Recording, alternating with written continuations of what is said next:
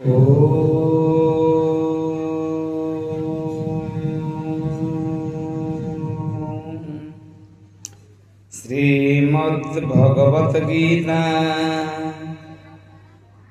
तृतीय अध्याय कर्मयोग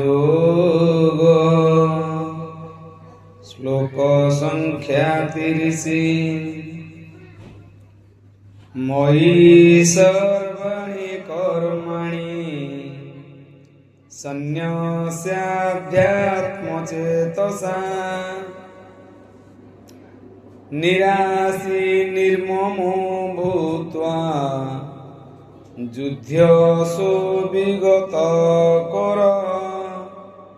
अतः एणु हे अर्जुन, तुमर समस्त कर्म मते समर्पण करी तुमर मन मोठारे स्थिर करी कौनसी फलाफल मन कामना न रखी एवं मिथ्या अहंकार एवं आलस्यहीन हो युद्ध कर। भावार्थ, भगवत गीतार उद्देश्य कौन? यही श्लोक परिष्कार भाव में कहुଯାଇଛି, भगवान एठारे उपदेश देउछन्ति जे ठीक युद्ध विभागर कठिन श्रृंखला अनुଯାयी व्यक्ति कर्तव्य संपादन निमित्त पूर्ण रूपे कृष्ण चेतनशील हेबा उचित। अवश्य ए प्रकार निर्देश टिकिए कष्टकर हो पारे, किंतु संपूर्ण रूपे कृष्ण उपरे निर्भरशील होई कर्तव्य संपादन करने उचित। कारण यह ही हेउछि जीवर स्वरूप स्थिति। भगवान उपरे निर्भर न करी जदि जीव स्वाधीन भाव में कर्म करे ताले से कदापि सुखी हो पारिबो नाही। भगवान इच्छार अधीन हेबा बा तांको इच्छा अनुसार कार्य करिबा जीव पक्षर उचित। कारण जीव नित्य कृष्णदास, ताहा हेउछि तार स्वरूप स्थिति। एठारे भगवान श्रीकृष्ण अर्जुन को युद्ध करने को आदेश देउछन्ति, सते जेपरि से हेउछन्ति युद्धर प्रधान सेनापति। परमेश्वरंकर सदिच्छा अनुसार व्यक्ति को सबकिछि त्याग करी कर्म करने को पड़िबो एवं तत्संगे संगे ममत्वहीन होई तार कर्तव्य संपादन करने को पड़िबो। भगवान आदेश को विचार करिवार कौनसी आवश्यकता अर्जुन नथिला, केवल तांकर आदेश को पालन करने कथा। भगवान हेउछन्ति समस्त जीवात्मांकर परमात्मा, तेणु जी कौनसी प्रकार व्यक्तिगत भलमंद विचार न करी संपूर्ण रूपे भगवान उपरे निर्भर करे किंबा अन्य कथारे जे संपूर्ण रूपे कृष्ण चेतनशील अटे ताकू आध्यात्म चेतसा कहुए। निराश शब्दर अर्थ है प्रभुंकर आदेश अनुजाई कर्म करिबा।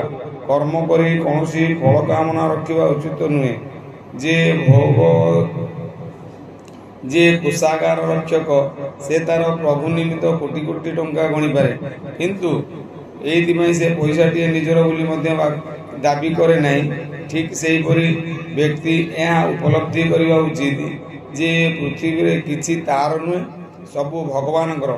मयि शब्दर प्रकृत तात्पर्य है यही कथा।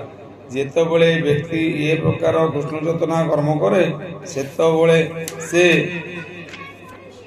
निजको भगवान पाखरे समर्पण करी ता जीवन को कर्तव्य पथरे निश्चित रूप से कौनसी स्तर को निजर बोली भावी करे नहीं। ए प्रकार चेतना को निर्मम अर्थात मोर नुह बोली कहुए। शारीरिक संबंध रे तथाकथित भाई बंधु कुटुंब कथा किसी भाविबार नहीं।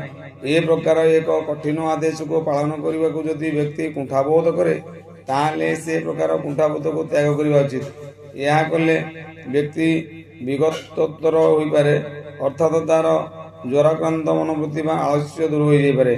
व्यक्तिर गुण और स्थिति अनुजाई प्रत्येक व्यक्तिर निर्दिष्ट प्रकार कर्तव्य संपादन करने को अच्छी एवं से समस्त कर्तव्य पूर्व वर्णना अनुजाई कृष्ण चेतना संपादित होगा उचित। ताहले व्यक्ति मुक्ति पथर अग्रगति कर पारिबो। जय जगन्नाथ।